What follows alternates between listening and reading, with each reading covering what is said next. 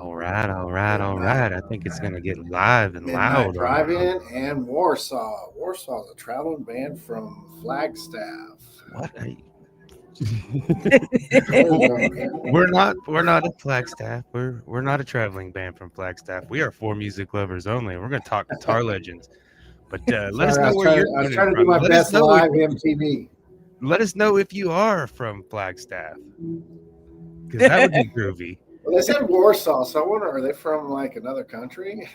I don't know. Let's get into it. Here we go.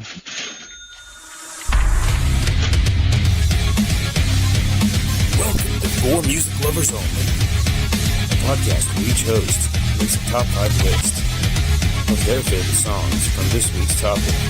Each week is a new topic. Tune in, I dare you. Music Lovers Only.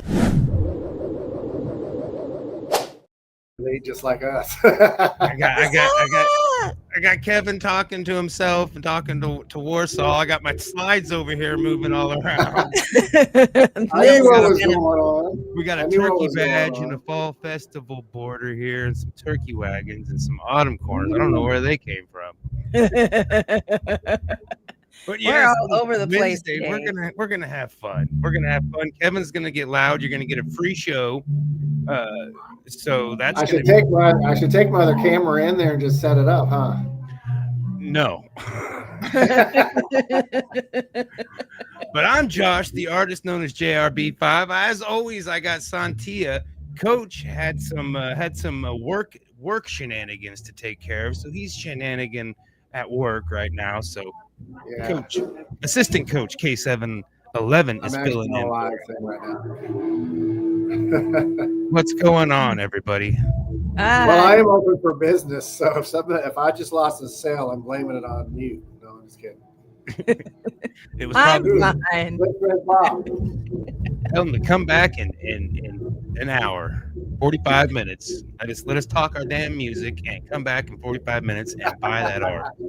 That's how we gotta roll. But I guess it's not super loud. I don't know how it is for you guys, but I can still hear it. It's really loud. It sounds horrible, Kevin. We're gonna talk guitar legends. We're gonna let you go first, and then we're probably gonna have to mute you just so we can have probably because the mic's picking it up different than what I'm hearing.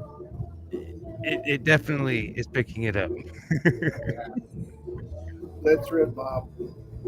They're killing it back there, though. Is it the Oddballs that are on right now, or who's playing? You said the Flagstaff band? That's Oddballs right now. Okay, I could hear. The Oddballs are so cool. Yeah, like she is the cutest, coolest, meanest. Yeah, she's a little sweetheart, that's for sure. Mm-hmm.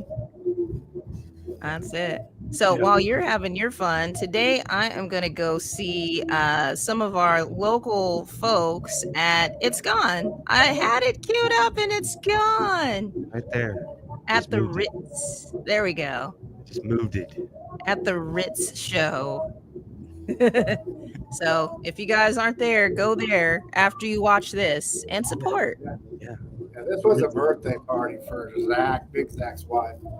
Mm-hmm. All right, Kevin. Well, you go ahead and let's get Should I get going here, huh? Get it going. All right. Let's go. Here's your.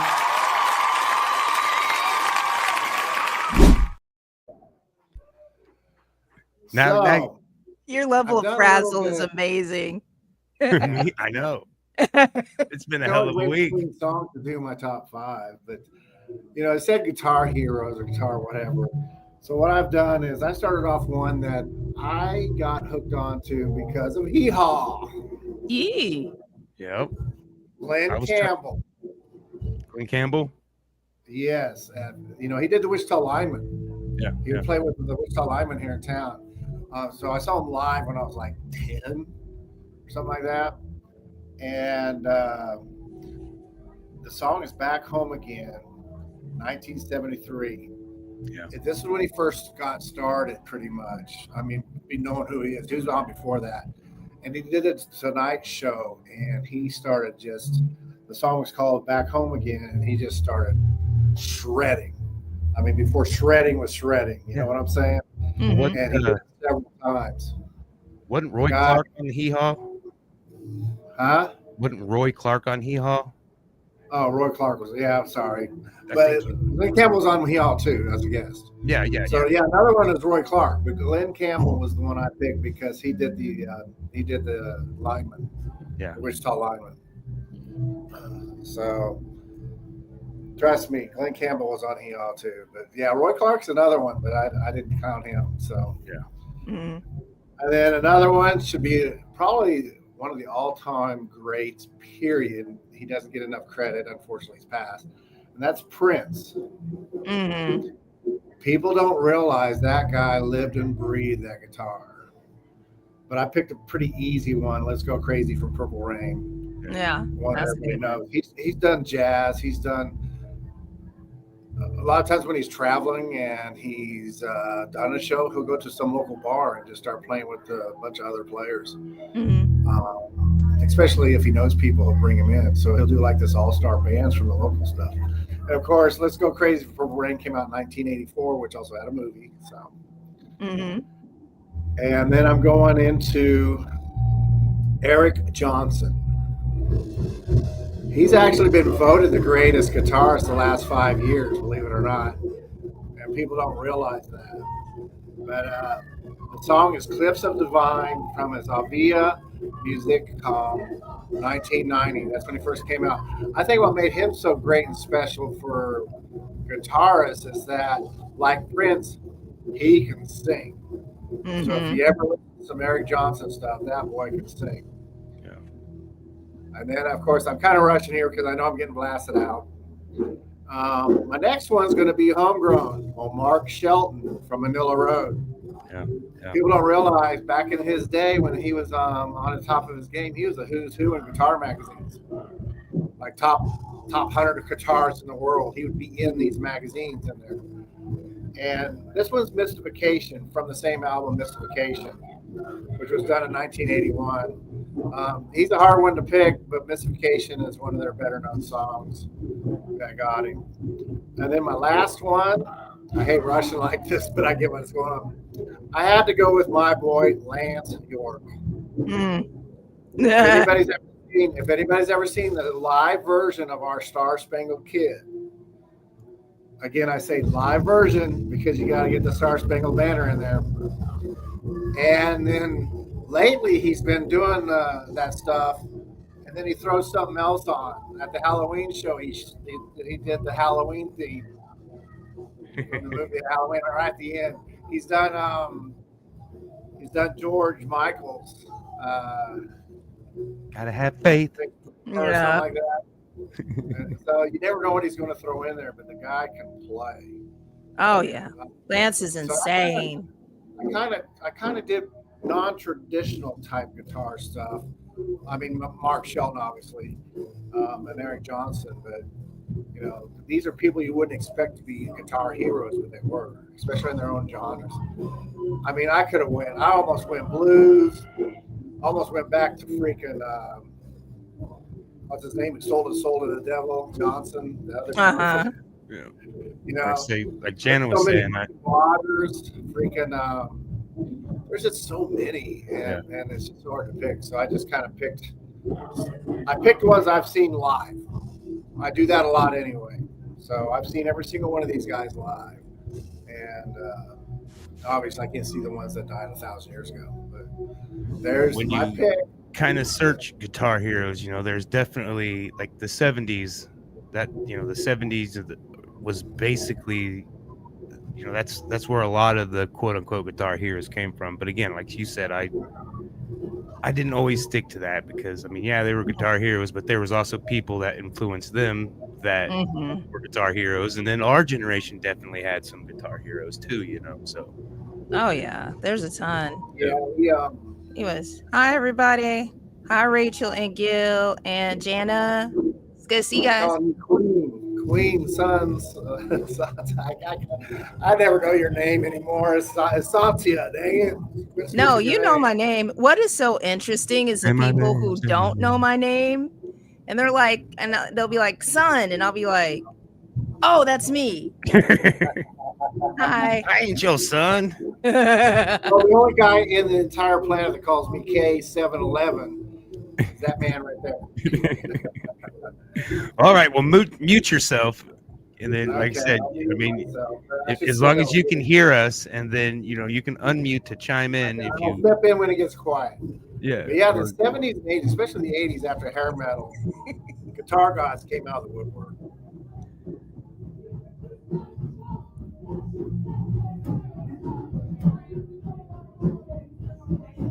Yeah, Josh, you muted yourself, so I don't know.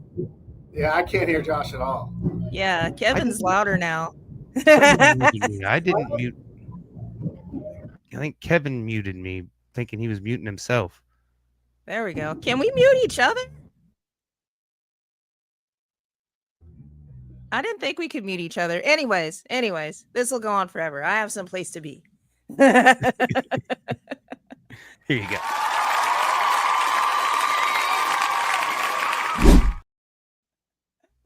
God, it's insane. I was trying to pay attention, Kevin, but I kept hearing, "Ah!"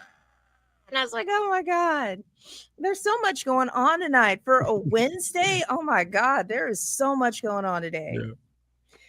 Yeah. Okay.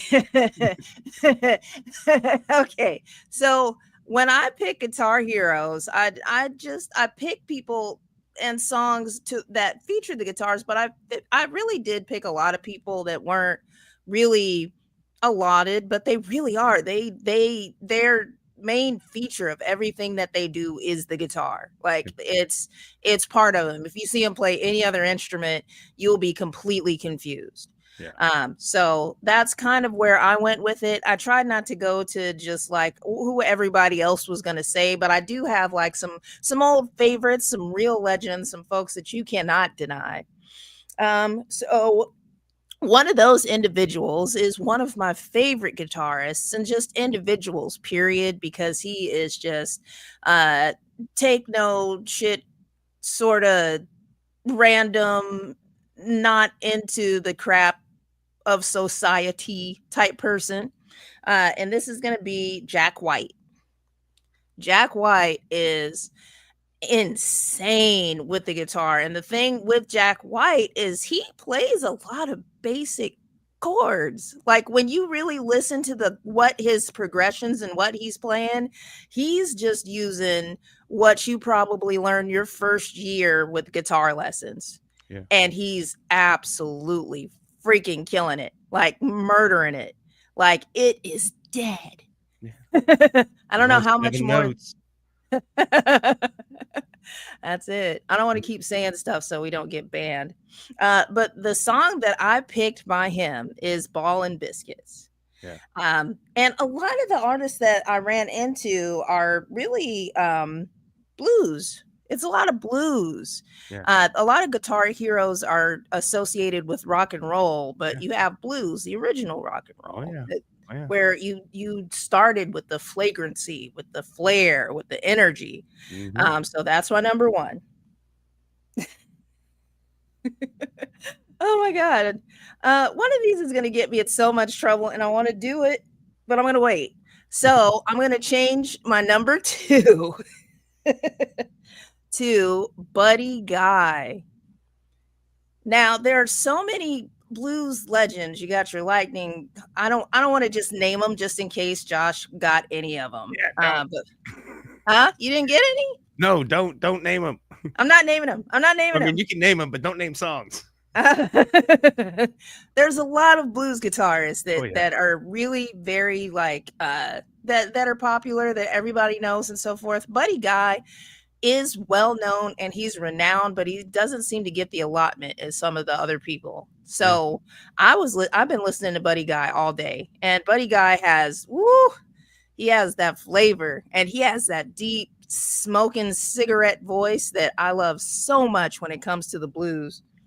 And the song, are you showing us something, Kevin? I was trying to send notes.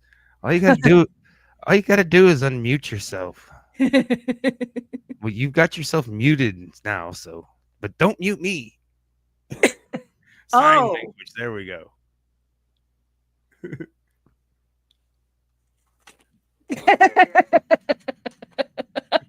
I need a drink, y'all. Woo.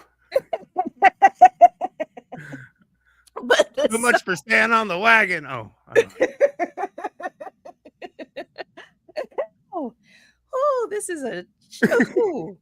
Anyway, so the song that I picked by Buddy Guy is What Kind of Woman Is This? Now, as we know, I have been exploring my feminine energy, just getting a whole lot of myself as a lady out because I've always had to be repressed for a good portion of my life, either because of religion or fear. And I lost some of it just because of some stuff that I had gone through recently. And Buddy Guy and this song, What Kind of Woman Is This is sexy. This is the sexiest song, period, ever in the whole world today that I've listened to. And all he's talking about is just this woman who is on fire, incredible, and blind men see, and he tells her what he wants to do and how he wants to do it without saying it directly.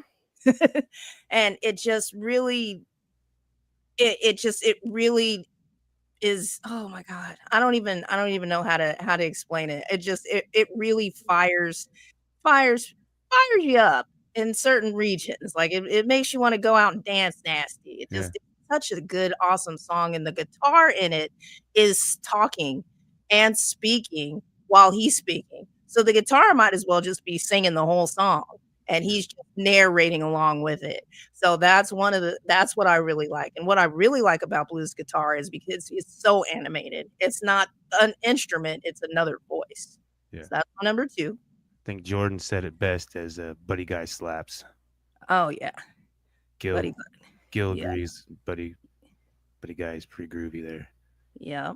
Rachel also loves some Buddy Guy. Yes. A lot of love for Buddy Guy. I hope he watches this episode. Somebody send it to him.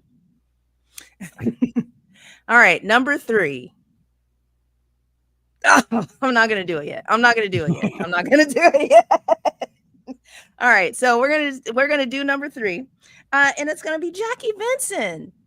Now, Jackie Venson is she's small, powerful, and absolutely mighty. Like the first time that I saw her, I feel like she had just started. Like she was just around town. Like and I was like, oh man, that chick can really play that guitar really well, you know? And she was doing a lot. Like years ago, the first time that I ever saw her, and she just grew and grew and grew and turned into this super powerful, incredible guitarist. And the way that she holds her body while she's playing the guitar it just becomes part of her, which with any guitar player, they're going to incorporate that. But Jackie has just this way about her, and she just has this voice that's powerful, but it's also unimposing. Like she's not trying to force you to listen to her, but you hear her and you'll quiet yourself down so you can make sure you hear every word she says. And the song that I picked from her is Rollin' On. And I really like this song because it's just talking about time keeps on rolling with or without you, baby. So you got to just keep rolling on. Yeah. You know, you can sit and you can worry and you can just get stuck in areas and parts of your heart and your mind, or you can just live your damn life because life isn't going to stop because you stop. Everything keeps going. So you might as well keep going too. So that is my number 3. I'm doing it. I'm going to do it. I'm going to do it. I'm doing it. I'm doing it. Okay. Don't come at me. Do not come at me. Okay. I just wanted to say that. So I was looking at the best guitarists in the last couple of decades, and the name that came up, don't y'all start, is Taylor Swift. Now hear me out. I was fully gonna stand beside you and not come at you, but I don't know. Go ahead. Hear me out. So the reason why the reason why, and I stand on business with this, because she is me. The reason why she got picked as one of the top guitarists in the last couple of decades. This is a real thing. She was voted for this. Isn't because she is one of the best guitarists, but because that is her main instrument and she plays it in a way that engages people. So even though she's not shredding or destroying or just completely wrecking, the way that she plays guitar and the amount of time that she spends as that is her main instrument makes her one of the great guitar players of the last couple of decades. So I was like, no, that's not right. So I went and I really started getting through some Taylor Swift. And y'all, listen. Okay, so she has the song We Are Never Ever Getting Back Together. Look up her 1989 world tour in the UK version of that. Look it up. Trust me. Does it make her like one of the greatest guitar players technically ever? No, but god damn it, when she gets on the stage and she has that guitar and she is singing that song and she puts on her personality, her professionalism, and her proficiencies, she kills it. And you cannot deny that she plays that instrument to a degree to where that is possibly a good thing to say about her. I would say she's probably inspired a lot of young girls to pick up the guitar. Yes, absolutely. I would say that, and that's wonderful. That's awesome. That's amazing. Yes. I just can't. I'm just not a Swiftie. Inspired a lot of breakups too, though. So hey, and love stories. The guys just always bring up the breakups because they're bitter, but they forget about the love stories because it ain't them. Swiftie. All right, and then finally, now that everybody's had their heart attack, I picked one of the greatest there ever was. This was the first person that I actually paid attention to playing guitar. I remember MTV was playing in the background, and I didn't really like rock and roll at that point. I thought the long hair and the tight pants and everything was weird. I was like, there's something weird going on. I do not like this. It is uncomfortable. But then this song just comes pounding out of my TV. My little speakers are just bouncing all over the place with the little velveteen. You remember the velveteen on your speakers with your floor TV? That shit was going like this. And I was like, what is happening? And it was Eddie Van Halen killing it. Yeah. And the song that I picked that I remember vividly listening to with absolute doe-eyed wonder was Panama. Yeah. And the whole song, like I can't, like my fingers hurt just thinking about what he was doing with that guitar the whole song. Yeah. And it just had its little accents, its little sequences, and it was unworldly. Like Eddie Van Halen plays the guitar in a way that nobody else does. Like there's people who are influenced by his style, but you can tell it's him when he plays because he plays like him, period. That's it. Like I said, I heard he didn't have any distortion he didn't have a distortion pedal. It was all in his amp as everything's set up, and people would come in and like, hey, can I play on this? And they'd pick it up, and it starts just because you got to know how to hold it. It's also the way that the neck is loose and everything else too, though. So he had to do certain things with his guitar to make a lot of those noises. Yeah. Oh, I didn't know he had a loose neck. That's why they call it the Frankenstein guitar, because it's loose and you got to bend the neck and everything to get it to play right and all kinds of crazy stuff. And only Eddie Van Halen knew how to do it. Yeah. That's it. Jordan's talking about formerly known as the rapper T Swiftie. She said one rap once. That's okay. Yeah. Anyway, we don't want to piss Swiftie off there. I'm not casting any hate. She's made lots of money, and like I said, inspired lots of girls to pick up the guitar, and she puts her heart out, and that's just not my cup of tea. I just can't. My stepdaughter and ex-wife listened to a lot of them, a lot of her, and a lot of Bieber. And I I got into a little Bieber. I mean, I especially now that everything's you know, Mm-hmm. kind of what led him. I give him a little respect. Mm-hmm. Like I said, I don't disrespect Taylor. I just not my cup of tea. Anyways, we're gonna get into mine now. Okay, the great list. There's one I didn't know that I'll be excited to hear. Mm-hmm.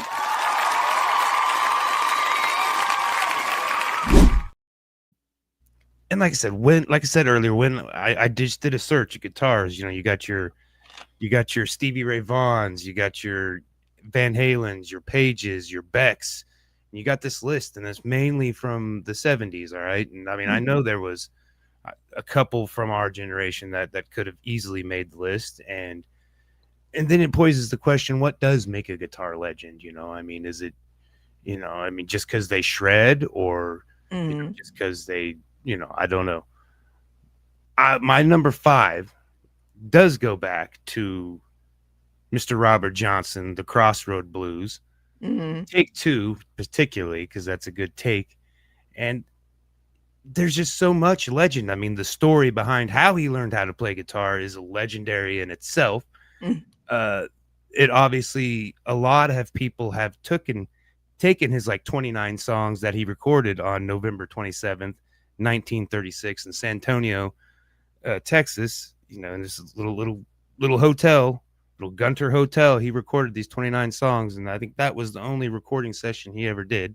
Mm-hmm. And I think he went down to the crossroads and disappeared for 6 months or something, and then all of a sudden came back playing guitar like he'd never played before. So that's where he sold the soul to his devil. In all reality, he probably just took those 6 months, practiced like crazy. And, you listen to these recordings, and it's not a lot of them. A lot of them are a lot of the same songs. Basically, the music's the same, and he just tuned his guitar in a weird tuning. Because when I first got into guitar, I was always intrigued by this because of the movie Crossroads with Ralph Macchio, basically the Karate Kid, but with the blues guitar and an old black man instead of an old Asian man. And great movie, but that's how I learned about Robert Johnson. And so I went back to try to learn some of it, and it was a lot of weird tunings, and it's basically just like you're playing an A chord throughout the whole. So it's not too technical, but boy, I mean the sounds that it makes, like I said, it's almost singing along with the vocals and everything. And then of course Eric Clapton covered this song, and a lot of other of these 1970s rock and roll classics took inspiration from his music and or did covers of his songs. So number 4, it's a little 62 album, Howlin' Wolf, and it's Oh yeah. And like you said, all these blues, these guys are playing the hell out of these guitars, man. Oh yeah. And it kind of pissed me off that they were not on the list. It's like, okay, I get it, the 70s, rock and roll, I get it, but guitar was played in other genres of music, Yes, absolutely. And like I said, back to the hee-haw, I wanted to work Roy Clark on. I looked so hard. Roy Clark was, oh my God, freaking amazing. I was hoping somebody would take one and I would have to, but I didn't. But Spoonful from Howlin is the one that really, really grabbed me by the feelers there, the hoo-has. And just like, he had a couple other good ones, but Spoonful, and then it kind of sounds. I mean, I immediately thought it was drug, thought it was like heroin, because especially the time frame, heroin was quite popular, and especially in the blues, and it did have its hold there. So I thought it was, but I don't think it is. I don't think it is. Somebody will maybe prove me wrong, because the internet loves to prove me wrong. Oh yeah. I said Rick Rubin's in a thing the other day. Rubens, not Ruben, because his name is Rick Rubin. I just put an S on the end of it, and somebody's like, "Oh, you're an idiot." Whatever. It's a rough place. It's a rough place in town. Just like Stevie Ray Vaughan, he did make it. He was on the list, but you can't deny Stevie Ray Vaughan's talent. And again, he was inspired by these old blues. He was just a beautiful blues man playing. And Tin Pan Alley, which I'd never really listened to this song, and it's just just as melodic blues throughout the whole thing, and it's the roughest place in town, talking about a little place in town where Mhm. you don't want to be. You don't want to be. You know, you go there for a minute, but you got to get out of there. And that's off 1990 or 1983 album. Couldn't Stand the Weather. I don't know Mhm. if this album came out after he passed. I can't remember when exactly he passed. I'm thinking it was later in the 80s. You And we know, need for we need some reason, Coach. I thought he was alive until like, shoot, I was probably like 30 or 40 when I found out he hadn't been dead for like 10 years. Yeah, I thought it was an overdose, but it was a plane crash. He was completely sober. He'd quit everything and had been Mhm. freaking rocking out and just being sober, and then dies in a damn airplane after all the crazy shit that he did. I know, he should have just stayed high. Yeah, I mean, you go out like that. Number two is a kind of a hometown boy. He was just in town doing some work for the veterans. Mr. Joe Walsh. Ah, He even got a street named after him. I think it was only temporarily. I don't think it was a permanent street name, but Joe Walsh cannot be denied that he is very, very legendary in his guitar playing abilities. mhm, Funk 49 from the James Game is my favorite. mhm. So that's the one I went off with, off the 1970 album Rides Again. And I think like I said, I think he was like born here, and his grandmother I think still lived here, but like Mhm. shortly after birth they moved to Ohio, Cleveland.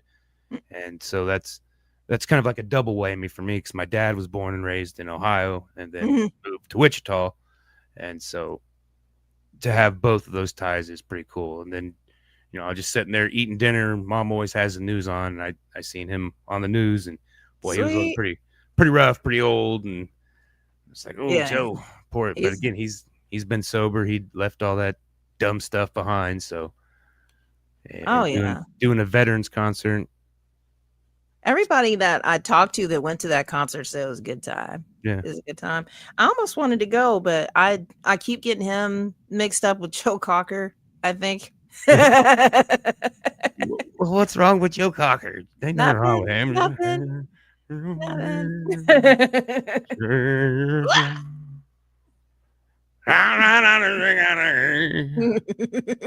All right, that may be another guy too. That's not Joe Cocker, is it? Yeah, it is. Maybe it is.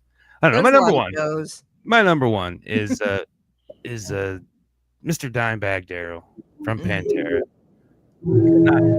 I could not have a greatest guitar list without having him on there. And it's Cowboys from Hell. And this is one that kind of two tones. This is a cover we did in the last band, Librium, and Ben Gonzalez, our guitarist, phenomenal. He was the best guitarist I've ever jammed with. I mean, best guitarist I've seen here in Wichita, easily, hands down. I will stand on that hill.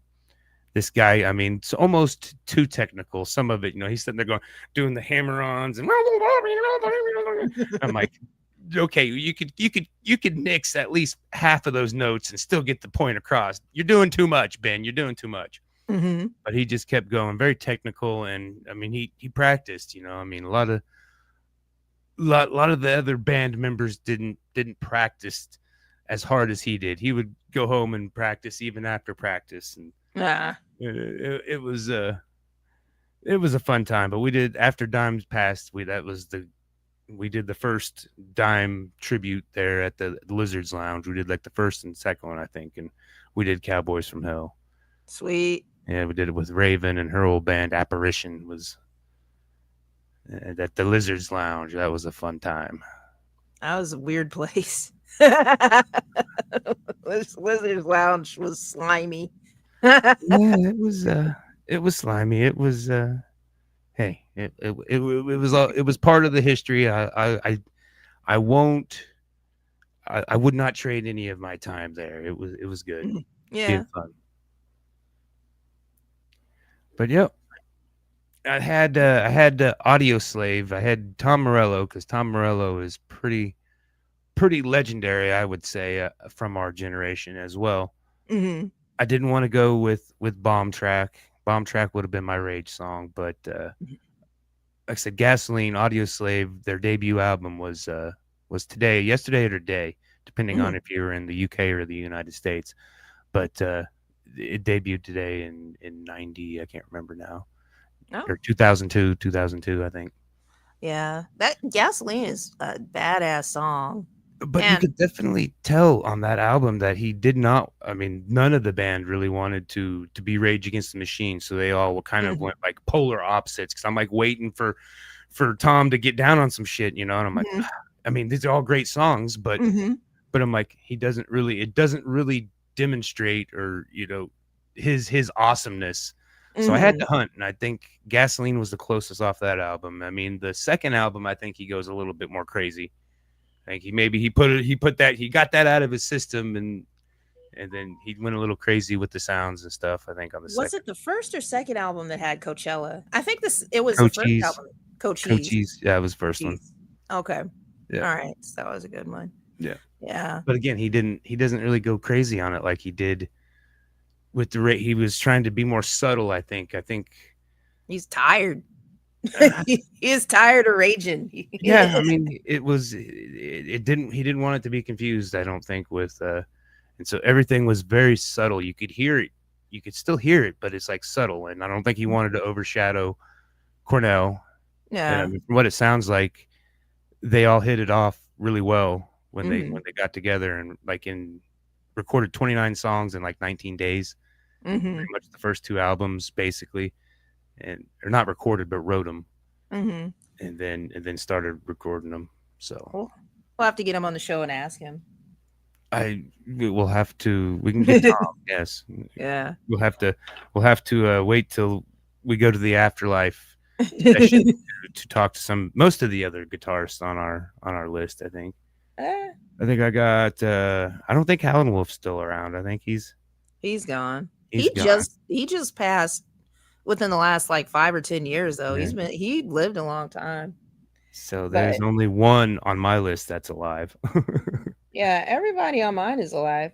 Oh, yeah. No. Yeah. Maybe. I have Billy Strings. Yeah. Oh yeah. Yeah, he So was on my tentative too. Yeah. yeah, that's who I The kid have can Billy play. Strings, Jimi Hendrix, Gary Clark Jr. Yeah, Gary Clark's awesome. Oh yeah. No Lenny. Lenny is You're just over. yeah, I feel like I've over Lenny'd. Which is ridiculous seeing as how much I love Nickelback. But and I will drive Nickelback all the way in the ground. And they had some good guitar too. But Lenny back. never. No. We're not I doing was calling myself Flemmy from Motorhead today. I was over this funk. Yeah, it's This been like sickness. Not it's from Disturbed. Go ahead, sorry. yeah, it's been crazy. Like it's just been nonstop going. Like everybody is just in a rush, kind of irritated, but like motivated in the worst ways. Yeah, I don't know. I've just been sick, so hiding under my rock and Mhm. trying not to die. Had double duties at work the last 2 days because partner's sick or has stuff going on. I'm like, Mm. sick and doing double duties. I'm just irritable. Yeah, Like the gunk is terrible. I just got over mine for now, anyways. I don't know what vitamin C. We've been taking a shit ton of vitamin C. Vitamin C and garlic is my concoction. Mm-hmm. Dog and shake, Coca-Cola probably. Yeah, Kevin's at the hideout in the Spawned by Art Studios. We've got it set up for now. Phase 1 is complete. We had all the racks on the walls, but like he said earlier, he lent some out to Mr. Mike Benno, who you're gonna go see tonight up at the Wave. Oh yeah. Yeah, I'm really excited. I feel like all of our locals might be done by the time I get through, but I'm really excited that they got to be on the big stage. I love seeing my friends do big things. I really do. Yeah, Ritz is pretty cool. I like him. Yeah, people just don't realize we got a very vibrant scene here in Wichita. And we can hear it. Yeah. If I was go out to- there and shake your fist and tell them to turn that shit down.